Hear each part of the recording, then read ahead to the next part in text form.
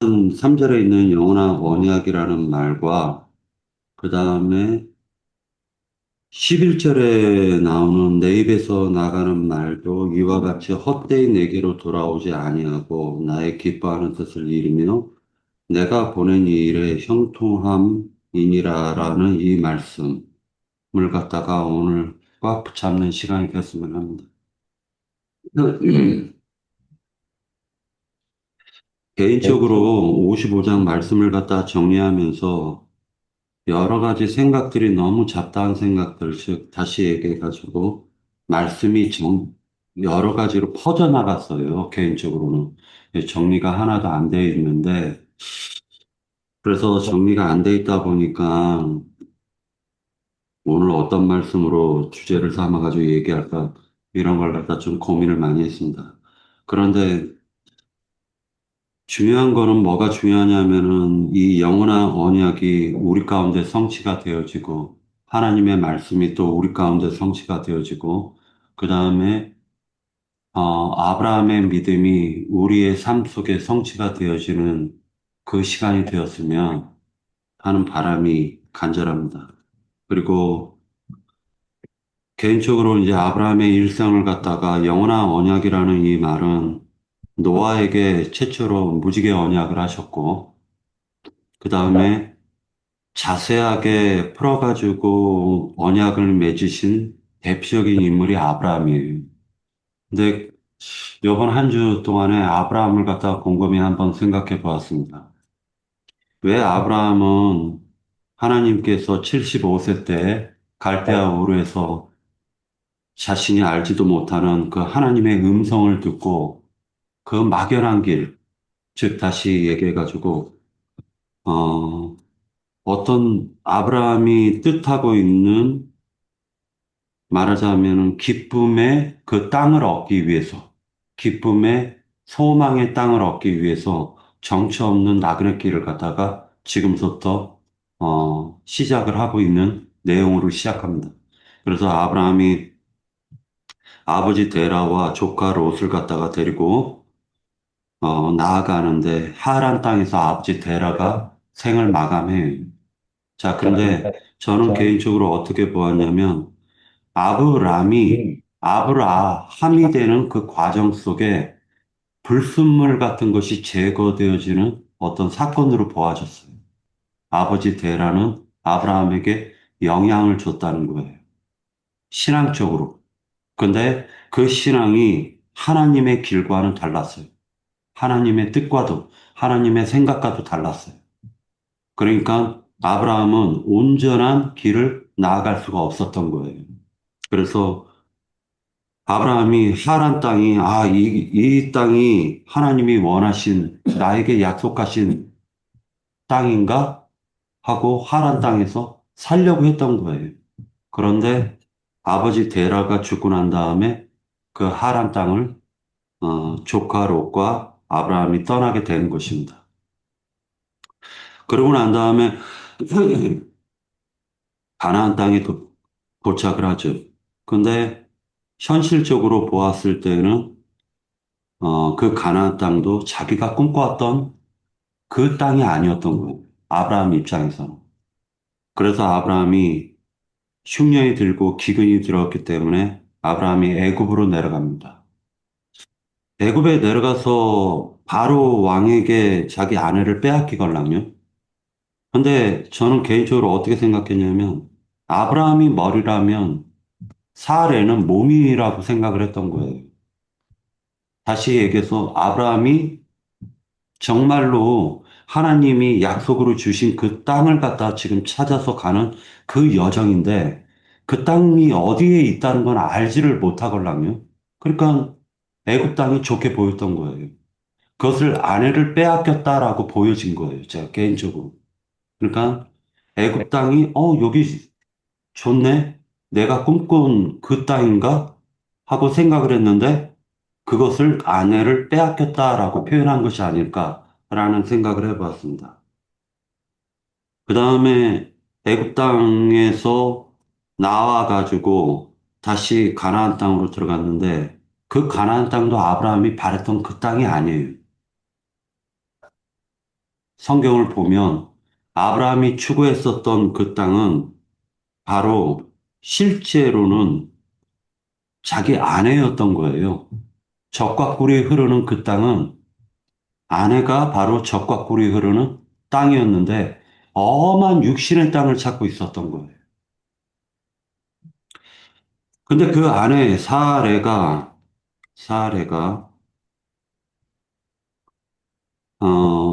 그랄 왕 아비멜렉에게 또 빼앗겨져요. 그 저는 거기에서 유심히 성경을 한번 보게 된 거예요. 희한하다. 나이가, 지금 사레의 나이가 거의 90세가 됐는데 뭐가 아름답다고 그랄 왕 아비멜렉이 뺏어가지? 라는 생각을 하게 된 거예요.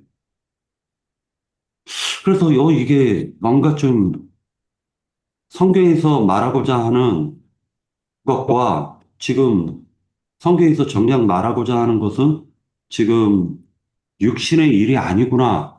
개인적으로 그 생각을 하게 된 것입니다. 자, 그러고 나서 그랄 왕 아비멜렉에 빼앗기고 난 다음에 그것은 다시 얘기해가지고 머리인 아브라함이 종교 체계에 빠져 있는 상태를 얘기하는 거죠. 종교 체계에서 하나님의 말씀을 들으나 그 말씀이 그러니까 하나님이 정작 주시고자 했던 그 젖과 꿀이 흐르는 그 땅을 추구했는데 아브라함은 그 갈증이 해소가 안 됐걸랑요. 목마름이 해소가 안 되는 거예요. 어느 땅에 있든지 아브라함은 거기에 정착할 수가 없는 거예요. 개인적으로 저 같은 경우도 그랬어요. 세상 저보고 자꾸만 왜 두부장사 간뒀냐고들 많이 하는데 저는 그 두부장사 하면서 돈이 그때 당시에 벌렸지만 내 마음에는 기쁨이 없었어요. 내가 원했던 삶이 아니에요. 제가 원했던 삶이 아니었던 거예요. 그러니까 어떤 갈증이 끊임없이 내게 오는데 그 갈증을 풀어 제낄 수가 없는 거예요. 그러다가 40살 때 하나님께 기도를 드렸어요. 하나님, 정말 진정한 하나님의 목자가 없습니까? 세상 가운데. 왜 이런 예배당에 나가서 거기에 정착하려고 하는데도 그게 마음이 안 가요. 왜냐면은 저는 11조가 돈이 아니라고 생각하는데 거기는 11조가 돈이래요. 주일 성수만이 하나님의 날이 아니고 내가 주님 안에서 날마다 살아야 되는데 자꾸만 일요일 날이 주일이라고 그래요. 주일 성수 지키지 않으면 지옥 간대요. 내가 바라본 지옥은 그런 곳이 아니고 내가 바라본 천국도 그런 곳이 아닌데 왜 자꾸만 이 사람들은 엉뚱한 얘기를 할까 하고 이곳에도 나가보고 저곳에도 나가는데 나의 목마른 갈증을 해결해 주지를 못했어요. 그러는 와중 속에 참된 목자가 없습니까? 라는 기도를 했는데 그 이후로 4, 5년이 지나고 난 다음에 지금의 장로 형제님을 만나게 된 거예요. 배단이 아침을 만나게 되고 그리고 장로 형제님을 만나게 된 거예요. 그런데 제가 꿈꿔왔던 그 신앙생활을 하고 계시는 거예요. 첫 번째, 헌금을 받지 않는 거예요. 돈 주고 하나님의 말씀, 이 귀한 말씀을 팔아먹는 저 목사들과는 다른 것을 느꼈던 거예요. 저는 그것을 본 거예요. 그리고 그 장로 형제의 그 흠결을 보게 된 거예요. 저렇게 많은 흠결을 가졌는데 하나님이 저분을 쓰시는구나. 라는 생각이 들었어요. 그 생각을 하면서, 하나님은 정말 위대하신 분. 잘난 사람이 되게 많은데, 세상 가운데는 잘나고 똑똑한 사람들이 되게 많은데, 하나님께서는 다듬어서 쓰시는구나. 한 인간을 갖다가 다듬어 가지고, 그리고 그 속에 하나님의 영과 마음을 담아 가지고, 하나님이 귀하게 쓰는구나. 라는 걸 보게 된 거예요. 그래서 나는 어떤 것을 보았냐면 장로 형제님이 막 김영숙 자매님이랑 막 싸우는 걸 제가 그 성경책을 놔두고 가서 딱 들어가는데 그 성경책을 가지러 들어가는데 막 바깥에서 막 싸우는 소리가 엄청 크게 들리는 거예요. 그래가지고 아 들어가야 돼 말아야 돼 하다가 들어가가지고 몰래 성경책만 가지고 나오려고 하다가 장로 형님이 막 바가지 긁히면서 뒤로 가면서 내가 뭐 그러려고 그랬나 막 하면서 막 그러는 거예요. 그걸 보면서 하나님 감사합니다. 하나님께서는 아 정말 완벽한 인간을 쓰시는 게 아니군요. 우리가 완벽했다면 구원을 받을 필요도 없고 구속을 받을 필요도 없죠. 그러니까 저는 죽을 때까지 철이 안 드는 게 어쩌면 그것도 은혜라고 생각해요. 영의 자매가 나를 째려보는데 철 들겠죠. 하나님이 철 들게 만드시겠죠. 예. 그래서 그 아브라함의 일생을 보면서 아브라함도 마찬가지로 하나님께서 이제 그 일생을 통해서 하나님의 형상과 모양을 만들어가는 걸 볼 수가 있습니다. 그래서 그게 적과 꿀이 흐르는 그 가나안 땅은 실제로는 아브라함이 추구했던 건 육신의 땅이 아니었어요. 그러니까 이 세상에 없는 땅인 거예요. 이 세상에 없는 땅을 발견한 거예요, 아브라함은. 그리고 하나님이 그 아브라함과 이제는 언약을 맺으시는 거예요. 그 언약이 바로 영원한 언약이라는 거예요. 자, 이제 창세기 17장 같이 한번 보도록 하겠습니다. 여기에서 두 번째로 노아에게 처음에 영원한 언약을 갖다가 약속하셨는데 두 번째로 영원한 언약을 말씀하신 것은 아브라함이 대표적인 사람입니다. 그래서 믿음의 조상이요, 믿음의 사람을 대표하는 분이에요. 17장 찾았나요? 네. 자, 아브라함에게 5절을 같이 한번 보도록 하겠습니다. 5절. 이제 후로는 네 이름을 아브라함이라 하지 아니하고 아브라함이라 하리니 이는 내가 너를 여러 민족의 아버지가 되게 함이니라 해서 축복을 받게 돼요. 그 다음에 내가 너로 심히 번성하게 하리니 내가 네게서 민족들이 나게 하며 왕들이 네게로부터 나오리라. 내가 내 언약을 나와 너 및 네 대대 후손 사이에 세워서 영원한 언약을 삼고 너와 네 후손은 하나님이 되리라. 이것이 바로 영원한 언약이에요. 그리고 영원한 기업을 주셔요. 그 기업은 8절에서 이제 나오는데 8절에 내가 너와 네 후손에게 네가 거류하는 이 땅, 곧 가나안 온 땅을 주어 영원한 기업이 되게 하고 나는 그들의 하나님이 되리라. 라고 얘기합니다. 그래서 저는 이것을 뭐라고 생각했냐면은 하나님께서 아내에게 청혼을 한 것처럼 보였어요. 하나님이 지금 아리따운 한 여인에게 지금 청혼을 하고 있다라고 보여줬던 거예요. 그리고 그 자손을 통해서 대대로 하나님이 이제 그 복을 주시겠다라는 걸 지금 약속하고 있는 것으로 보여줬습니다. 그러니까 즉 하나님께서도 갈증을 느끼는 거예요. 아브라함 한 사람을 얻었지만 그 아브라함을 통해서 대대의 복을 주시기 위한 하나님의 목적이 있었다라는 거예요. 그래서 아브라함이 얻은 그 복은 하나님이 가진 복이고 아브라함이 지금 얻은 기업은 하나님이 누리는 그 기업이 아브라함이 받을 기업이었던 거예요. 그러니까 이 세상에 없는 거예요. 그 믿음은 보이지 않는 것들의 실상이라고 했어요. 성경에서. 보이는 것을 추구하는 게 아니에요. 우리가 가진 믿음이라는 게. 돈이 행복하게 했습니까? 영의자매? 아니죠. 정말 네, 저도 그런 것 같아요. 돈은 그냥 통장에서 숫자에 지나지 않아. 정말 허무해요. 허무한 게 돈인 것 같습니다. 잘 들었어. 네, 철이 조금 들려고 하죠. 철이 조금 지금 들으려고 해요, 저도. 네, 감사합니다. 제가 부족한 게 하나님께서 그런 부족한, 진짜 형제 자매님들이 다 알죠, 제 부족함을. 그런데도 참, 정말로 내 자신을 봐도 참 부족한 게 많아요. 그런데 중요한 말을 하고 있어요. 그 언약, 영원한 언약을 맺으실 때 그 증표를 주시는 거예요.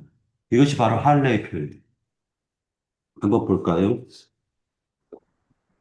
자, 10절. 너희 중 남자는 다 할례를 받으라. 이것이 나와 너희와 너희 후손 사이에 지킬 내 언약이라. 이렇게 얘기합니다. 이 할례의 11절에 보니까 너희는 포피를 베어라. 이것이 나와 너희 사이에 언약의 표징이니라. 라고 얘기합니다. 자, 이제 요게 할례에 대해서 좀 생각을 하려고 합니다. 자, 이 아브라함의 후손들은 이 할례를 갖다 육신의 할례를 했죠. 그래서 이면적 할례보다 표면적인 육적 할례를 갖다 그렇게 강조하는 거예요. 그런데 실제로 하나님께서 말씀하신 이 할례가 어떻게 이루어지냐면 그 아들 이삭을 갖다 바치라는 것으로 할례가 이루어지는 거예요. 그러니까 지금 하나님께서는 처음부터 육신의 할례를 얘기한 게 아니에요. 이 의미를 잘 생각해야 되는데, 자, 12절에 보면은 이 할례는 언제 하는 것이냐면 8일 날 하는 거예요. 8일 날, 제 8일 날. 12절. 너희의 대대로 모든 남자는 집에서 난 자나 또는 너희 자손이 아니라 이방 사람에게서 돈으로 산 자를 막론하고 난 지 8일 만에 할례를 받을 것이라 했는데 이 8일이라는 것은 성경은 세상을 가리킬 때에는 7일로 얘기를 해요.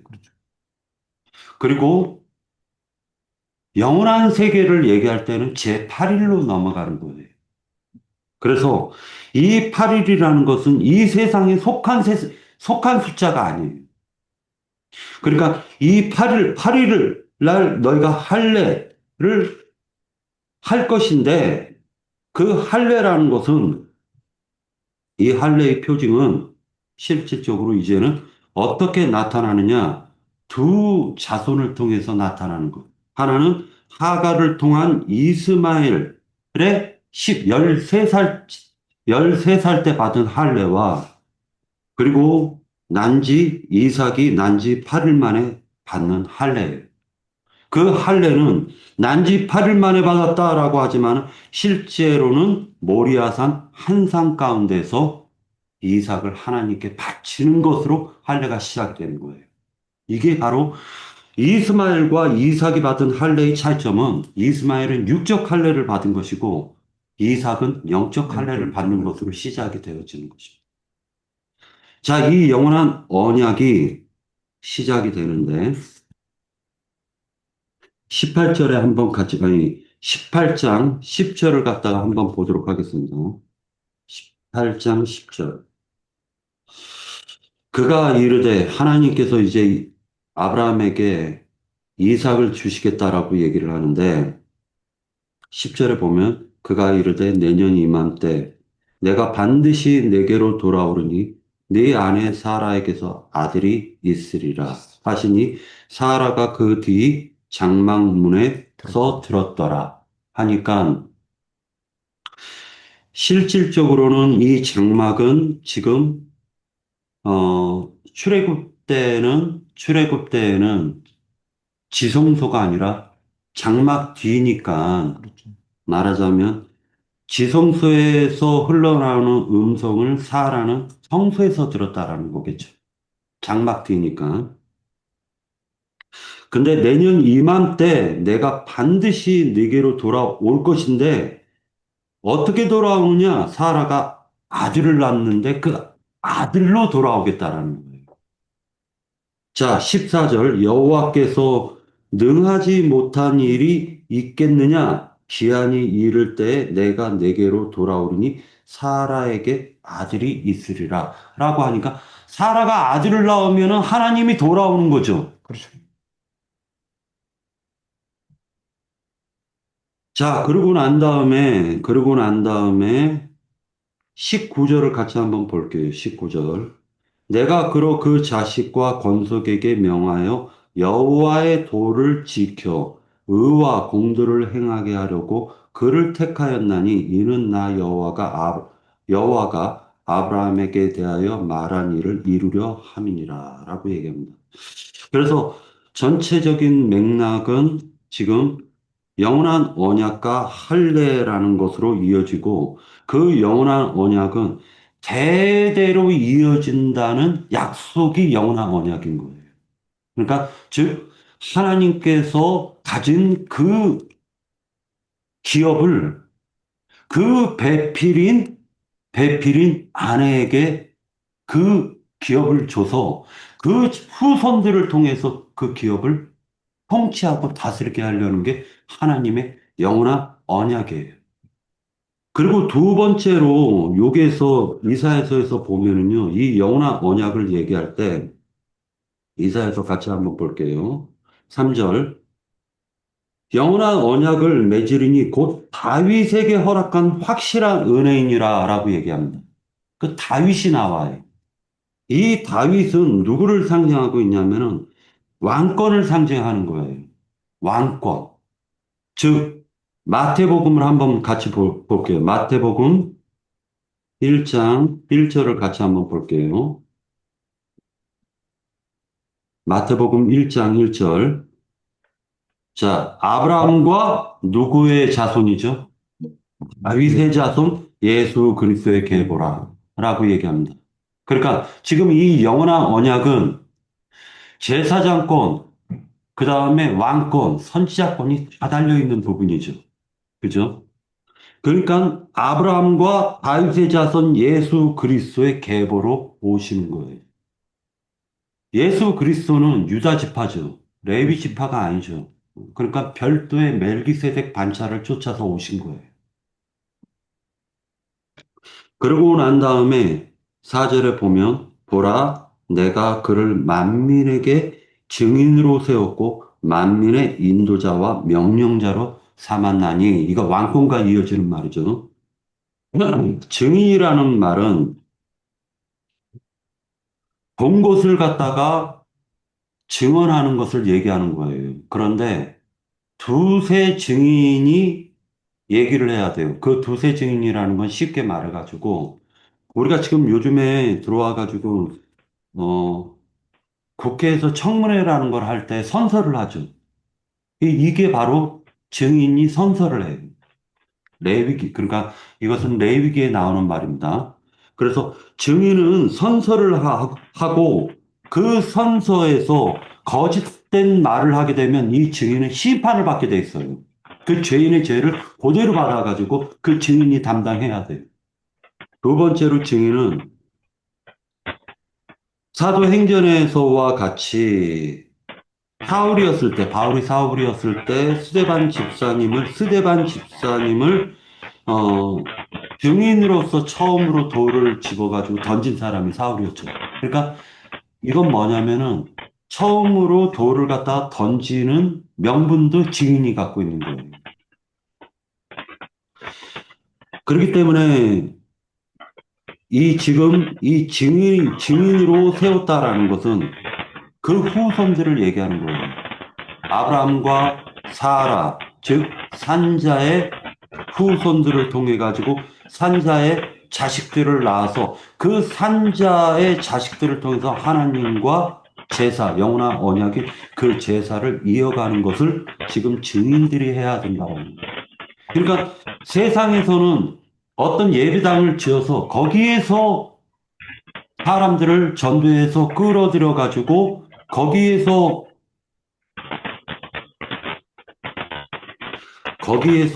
이런 것들을 하지만 중요한 거는 뭐가 중요하냐면은 지금 이 증인의 사역이라는 건 영을, 영혼을 하나님께 드리는 사역이기 때문에 이것은 세상 기독교계와 참된 하나님의 자녀들이, 즉, 아들들이 행하는 제사 방법이 완전히 달라지는 거예요. 드리는 제물도 달라지고, 완전하게. 그래서 이 모든 것들을 갖다 하면서 보라, 네가 알지 못하는 나라를 네가 부를 것이며 너를 알지 못하는 나라가 내게로 달려올 것은 여호와 네 하나님 곧 이스라엘의 거룩하신 이로 말미암음이니라. 이는 그가 너를 영화롭게 하였느니라. 너는 여호와를 만날 만한 때에 찾으라. 가까이 계실 때에 그를 부르라. 악인은 그 길을 할 때 그 악인이라는 것은 지금 여기에서 얘기하는 악인은 이스마엘의 길이겠죠. 이스마엘의 길. 그리고 이스마엘의 생각이에요. 자, 이스마엘이 만난 하나님은 광야에서 만난 하나님이에요. 그러니까 아사셀을 의미하는 거예요. 즉, 하나님으로 표현하는 막이었던 거예요. 신의 산 율법을 육신적으로 지키게 하는 겉으로 깨끗하려고 추구하는 인생질을 가리키는 그 악인의 길을 쫓지 말고 그 불의한 자의 생각을 버리고 여호와께로 돌아오라. 그리하면 그가 긍휼히 여기시리라. 우리 하나님께로 돌아오라. 그가 너그럽게 용서하시리라. 라는 거예요. 그러니까 용서받은 자가 그 빚을 탕감받은 자가 빚진 자의 심정을 알고 그 빚진 자들에게 빚을 어떻게 탕감받는 방법도 알려줄 수가 있는 거예요. 자, 8절에 이는 내 생각이 너희 생각과 다르며 내 길은 너희의 길과 다름이니라 여호와의 말씀이니라 라고 해서 내 생각 그리고 내 길, 너희의 생각, 너희의 길이라는 말이 대비되고 있습니다. 그 다음에 이제 11절인데 이 11절을 갖다가 되게 중요한 말이에요. 이 말을 갖다가 이 말씀의 비밀을 갖다가 깨달은 어떤 한 친구를 저는 알아요. 그래서 그 친구는 여호와의 말씀은 매이지 않고 살아 운동력이 있다라고 외치는 자예요. 그런데 걔가 더러운 귀신이 들렸어요. 그러함에도 불구하고 얘는 자기가 뱉은 말은 언젠간 이루어질 거라는 확신을 갖고 있는 애예요. 그래서 저는 개인적으로 어떻게 보냐면 제가 그 친구를 통해서 배울 점은 그거다라고 생각했던 거예요. 우리가 지금 우리 하나님의 아들들, 즉 하나님의 아들들이 그리고 자녀들이 하는 모든 말은요, 분명하게 성취가 될 거라는 걸 믿으십시오. 이것은 이것은 인간의 값없이 나오는 말이 아니라 생명의 말이기 때문에 하나님께서는 그 말이 스치고 지나가면서 그 생명을 살릴 수가 있다라는 거예요. 자, 니고데모하고 예수님하고 대화를 나눌 때 예수님께서 이런 일이 어떻게 있을 수 있었나이까라고 얘기했어요. 니고데모가. 그랬을 때 예수님이 하시는 말씀이 너는 이스라엘의 선생이면서 이런 일이 일어나는 걸 깨닫지 못하느냐라고 하면서 이런 말을 합니다. 바람이 어디서 와서 어디로 가는지 알지 못하듯이 인자의 임함도 그러하리라. 라고 했어요. 그러니까 바람이 어디에서 와서 어디로 가는지 알지 못하는데 그 바람 타고 오시는 분은 바로 말씀이었던 거예요. 말씀을 통해서 니고데모가 번쩍거리는 거예요. 번개가 이 편에서 저 편으로 번뜩이듯이 하나님의 임함도 그렇게 임하는 거예요. 그러니까 우리는 그 사람이 이 말을 하면 구원을 받을까? 이 사람이 이 말을 하면은 말하자면 어 내가 하나님의 이름을 욕보이는 것일까? 이런 거 두려워하지 말라는 거예요. 증거를 하라는 겁니다. 내가 지금 말씀을 통해서 깨달은 하나님을 만나는 사람들에게 증거를 해요. 증거하고 하나님께 맡겨버리십시오. 하나님이 전도하는 거니까. 하나님이 전도하는 거예요. 그러니까 증인은 증거를 할 뿐이에요. 아니다, 기다, 아니요, 아니요만 하는 거예요. 그 말씀을 성취시켜 주실 분은 하나님이신 거예요. 그 말씀을 그 사람 속에서 성취를 시키시는 분은 하나님이 하시는 거예요. 우리가 하는 게 아니에요. 그래서 우편 양들이 하는 말이 뭐라 얘기하죠? 내가 언제 하나님이 목말랐을 때 물을 주었습니까? 라고 얘기하죠. 내가 언제 하나님이 배고플 때 내가 먹을 것을 주었습니까? 라고 얘기해요. 자평강도는 뭐라 얘기합니까? 내가 고아를 돌보고 가난한 자를 돌보고 이것도 하고 저것도 하고 저것도 했는데 주여 이것을 알지 못하나이까. 바리새인의 기도와 세리의 기도의 차이점이 뭡니까? 바리새인은 세리를 딱 쳐다보면서 하는 말이 뭐라 얘기했어요? 내가 저 세리와 같이 아니함을 감사하나이다. 부터 시작하죠. 내가 11조를 달라 해서 10에 2조를 드리고 금식하라 해서 내가 일주일에 2번 금식하고 내가 저 세리와 같지 않음을 감사하나이다라고 했어요. 하나님은 그 기도를 받지 않으셨어요. 그렇죠. 세리는 눈물을 흘리면서 주여 아버지요 내 곁을 떠나서서 나는 죄인입니다 라고 고백했습니다. 누구의 기도를 받았습니까? 죄인의 기도를 세리의 기도를 받은 거예요. 죄인을 구원하러 오신 거예요. 내가 죄인이라는 사실을 깨닫지 못하면 하나님의 음성이 안 들리는 거예요. 하나님의 음성을 듣는다라는 건 주여 나는 죄인입니다서부터 시작합니다. 할례라는 게 뭐냐면 이 죄를 벗어버리는 거예요. 짐승 가죽을 벗어버리는 거예요. 그게 할례예요. 그렇죠. 썩어질 이 육체. 어저께 여호와 증인이 우리 집 앞마당에 왔는데 아니 이 육신을 입고 어떻게 영원히 세상을 살 생각을 했습니까? 그러면 천년왕국에 당신 먹어요 안 먹어요? 그랬더니 먹는데요. 마셔요 안 마셔요? 마신대요. 그러면 똥 싸요 안 싸요? 싸겠죠. 그거 누가 치워요? 영원토록 치워야 되는 그 사람은 먼 죄를 지고 다 태어나가지고 그 똥 맨날 영원토록 치워야 됩니까? 그랬더니 우리가 치우죠. 그래서 아니 그러려고 이 육체를 입고 영원히 살려고 하십니까? 라고 얘기했어요. 그러니까 결론적으로 뭐냐면요. 바라보는 땅이 달라요. 그렇지. 그죠? 그들하고 바라보는 땅이 달라요. 그러니까 우리가 볼 때 그들은 자신들이 지금 전도한다고 생각하죠. 자신들이 의롭다라고 생각하죠. 그렇죠. 그죠? 자신의 자신들이 생명을 말하자면 짐승 가죽, 이 짐승 가죽 벗는 게 할례인데 이 짐승 가죽은 제8일에 벗어지는 거예요. 이 육신의 삶, 세상 가운데 7일 동안 살다가 정말 하나님께 돌아갈 때는 이 짐승 가죽을 벗고 전인 구원을 우리는 다 이루고 하나님께 나아가는 거예요. 그렇죠. 맞죠? 네. 그러니까 오늘 11절 말씀, 하나님의 입에서 나오는 말은 헛되이 하나님께로 돌아가지 않는다. 결실을 맺는다. 어떤 결실? 13절에 보면 잣나무는 가시나무를 대신하고 그러니까 가시나무죠. 우리가 퍽 찌르면 가시가 퍽퍽 나오죠. 그렇지. 그런데 잣나무로 대신하는 거예요. 그리고 찔레는 화석류로 대신하는 것입니다. 이것은 영영한 표징이 되어 기념이 되고 표징이 되는 거예요. 그렇죠. 할례의 표와 같은 말씀을 하시더라는 겁니다. 네, 이것으로 일부 시간을 마치도록 하겠습니다.